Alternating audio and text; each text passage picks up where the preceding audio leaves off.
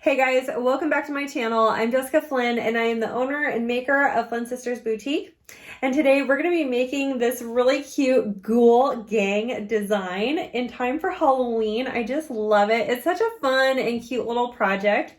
We're going to be using alcohol inks to establish this look, as well as those semi-transparent vinyls from Bamf Custom Creations. She might be sold out, but I think she told me she got extras of this particular pattern because I told her I was going to be using it this month, but we'll see. I'll have links for all the products that you see in this video down below in the description box. You'll even find some discount codes for you there as well. So that's enough chit chat for me. Let's go ahead and get started.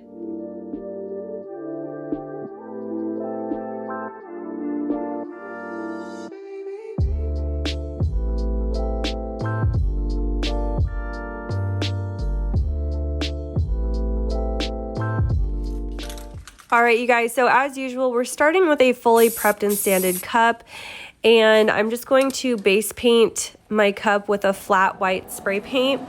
I've been getting a lot of questions the past couple weeks on this spray booth, and I don't want to link it or talk about it yet because I'm still testing it and I'm not sure if I really like it or not.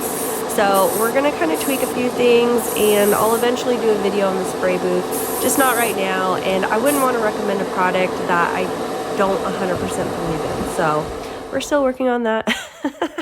But anyway, base paint that cup with a flat white spray paint. One coat should be enough, and we want to let it dry. I put mine in front of a heater to speed up that process. Now I'm going to move on to the alcohol ink. I want to do an alcohol ink design that will emulate the same kind of watercolor situation that we have on the sticker cal that I'll be using later. So in that sticker cal, it's got like a lime green, a purple, and a black kind of watercolor deal going on. And so I've got those same colors in alcohol inks, which I will list and link down below in the description box. I'm going to start with my purple. This is the purple that comes in the Pinata Exciter pack. I'm going to put just a little bit of it down here on some parchment paper, and using a small piece of a bath sponge, I'm going to just blot kind of random sections there. Now I'm going to move into my green, again just putting a little bit on the parchment paper there, and using a totally different piece of sponge, I'm going to sponge on some of that color. The reason I'm using this bath sponge instead of like a magic eraser or a felt pad is because I want to have this specific kind of texture to my ink blots. Okay, I want it to look a little bit more organic and less blending in the end, if that makes sense. I'm going to wait to put the black at the end because black tends to be a little harder to blend, and I don't want it to overpower our design. I just want to add that in as some accents. I've also got a clean piece of the sponge there that I'm going to put some rubbing alcohol on and use that as like my blending sponge, okay? I don't want to get it too juicy, okay? Just enough to where I touch some of that clean rubbing alcohol down between the spots of color. It'll just barely blend it. I don't want to blend too much because with these two colors, things could look muddled really fast, okay? You also notice that I'm leaving a fair amount of white between some of my colors. That's because, again, we are trying to emulate the watercolor design that's on the sticker cal, and it does have a fair amount of white spots on it. So we don't want to fully saturate our cup with color. We also want to keep in mind that I'm going to be placing the sticker cal in the middle of our tumbler later, and so I don't want to cover the whole cup with the alcohol ink. I do want to leave a blank space. So at some point I did place my sticker cal against my cup and kind of marked off the boundary lines with some of this purple so I know where to start and stop on either side to allot for enough white space for my decal to be mounted to later. I basically just continue to go around making this like random blotting pattern with the alcohol ink. We do want this to look organic. Don't put a whole lot of thought into it. We don't want like a perfect pattern, okay? And I basically just go around the whole cup like that, kind of pouncing and blending You know, if anything looks a little too muddled or weird, just add a little bit of alcohol ink with that, or excuse me, add a little bit of regular rubbing alcohol with that clean sponge that we had set aside. I'm using 91% rubbing alcohol here, okay? A little more comfortable with my pattern and how I was placing the colors, I started to just drop some of the alcohol ink directly onto the cup, just little small drops at a time, and then spread it out with my sponge. If you don't feel comfortable doing that, then just continue to place small drops of the alcohol ink onto your parchment paper and then pick it up with your sponge. You could use like a paper plate too if you wanted to do that instead. So anyway, just continue to do that same thing all around the cup until you're happy with the design. Again, please don't overthink this. A lot of this is going to be covered up in the end anyway, so don't shoot for perfection, okay? We're really just trying to get a, you know, organic looking kind of watercolor look here. Here I'm going in with the black at the very end, and you'll notice that I'm not going to add a lot of that rubbing alcohol to the black, just a small bit, just to add in as an accent here and there. All right, and then once I was done with this, I just let it sit on my rack to dry overnight, and I did not seal it. You don't need to seal this if you let it dry long enough, so I just let it dry for a while, and then I epoxied right over the top of that. I've got 20 milliliters of epoxy here that I've mixed some glitter into. You guys have seen me do this many times. I've just added a little bit of Brite glitter from Peachy Olive Glitters just to give it that extra sparkle, and it also helped to kind of blend and mute those colors down a little bit. Absolutely love how that looked. I let that epoxy dry for about 8 to 12 hours before we moved on to the next step. Our next step will be applying the decals to our tumbler. This Ghoul Gang sticker cal that I got from Bamf Custom Creations is super cute, but the colors are just a little too light. So the printing for this sticker cal is opaque, so the image itself is not see-through, but the background is. And it just wasn't impactful enough, I think, to go onto the tumbler by itself. I felt like it kind of would have gotten lost because it's too light.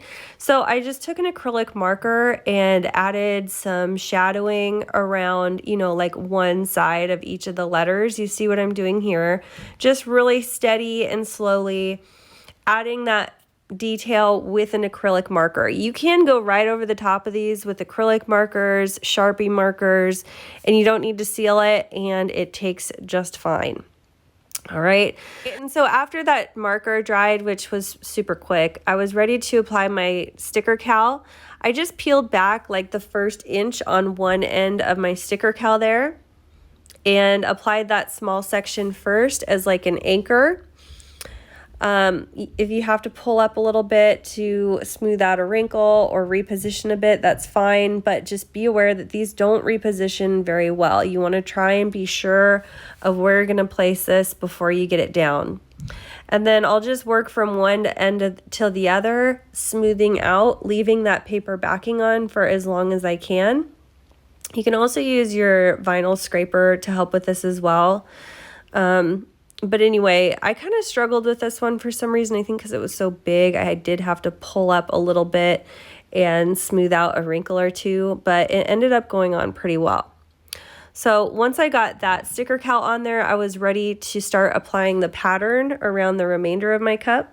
But before I did that, I wanted to color in more of the decal. Once I got it on, I could really see how faint those colors were. And I wanted the colors in the sticker cal to match the intensity of my alcohol inks. So I just went around with a lime green Sharpie marker and kind of colored it in a bit. This is more of an abstract design, so it didn't have to be perfect. I just kind of wanted to, again, brighten that up to make sure that it really stood out against that white glittery background. I also added in a little bit of purple too, and I love how it looked. You do not have to seal your Sharpie markers on top of these sticker cals as long as they have, you know, a good chance to dry, which in my case took less than an hour. So just make sure they're nice and dry before you epoxy over this, and you don't need to seal it. For the pattern around my cup, I'm going to cut out shapes from this vinyl sheet here. This is the semi-transparent sheet. That means each one of those shapes are printed with fully opaque ink. So they're printed with white ink first with the color laid over it. So the images themselves are not see-through, but the background of the pattern is. So I wanted to use them more like stickers instead of a vinyl sheet because I figured it would be way easier just to cut out individual shapes and place them how I wanted on the cup instead of trying to wrap the whole cup after I've already placed that sticker cowl and stuff. I also didn't want to place the sticker cowl over this pattern because I thought it would be a little too busy. And it's way easier just to do this, trust me. So we're just going to place these little shapes all around, trying to match a similar placement and spacing that's on the vinyl sheet itself, all right? And then after I got all those little shapes placed, I did go around with a black acrylic marker, and you'll notice the pattern on the vinyl has like these little black dots everywhere. I just kind of matched those same black dots with my marker. Obviously, I'm not going to cut out little individual black dots from the vinyl. I figured I would just paint it in myself. Obviously, all these little extra like embellishments and details that I'm adding with the acrylic marker and the Sharpie that we used earlier, that's all kind of extra stuff. You don't need to do that, but I really do think it's those small details that will set your designs apart and just make them extra special. Once I got done with this, I just epoxied right over the top of all that, okay? Just one layer of epoxy. I think I used less than 20 milliliters, and I let that dry for about 8 to 12 hours before I moved on to my sanding. I forgot to film me epoxying on that step, so I'm sorry.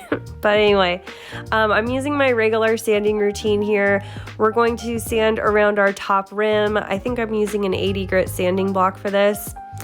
And we're holding it at a 45-degree angle. It shouldn't be too hard of a go at the sanding because there's only 2 layers of epoxy at this point. But the point of the sanding is so that we can expose a fine line of stainless steel around the top rim of our cup. That way, all of our final coats of epoxy will adhere to that fine line of stainless steel to establish the seal for our tumbler on the outer rim rather than getting the seal on the very top rim where it's more vulnerable. All right, so you'll see here that's about all we're taking off, okay? I had to do a little bit of sanding here on the bottom rim because there was like some pokey bits sticking up from like an edge on one of those decals. No big deal, just be really careful because again, we only have 2 layers of epoxy here. We don't want to go too crazy. All right, and once I'm done with my sanding, I'm going to rinse off my cup with some dish soap and water, dry it off with some paper towels, and then we're ready for the next step, which is just our final coats of epoxy. So this particular cup took 2 final coats before it was totally smooth, and that was it. We were done. So this is a really simple and easy design. I think that has a really big impact, and obviously you could use different images and all of that, but I really love the technique of the alcohol ink as just a backdrop for some visual designs over the top of that. So let me know what you guys thought in the comments. I thought this was a really fun one to put together. If you liked my video, please be sure to give us a big thumbs up. And if you haven't already, please subscribe to my channel. I upload new videos every Wednesday and Saturday. Thanks so much for watching, and we'll see you soon.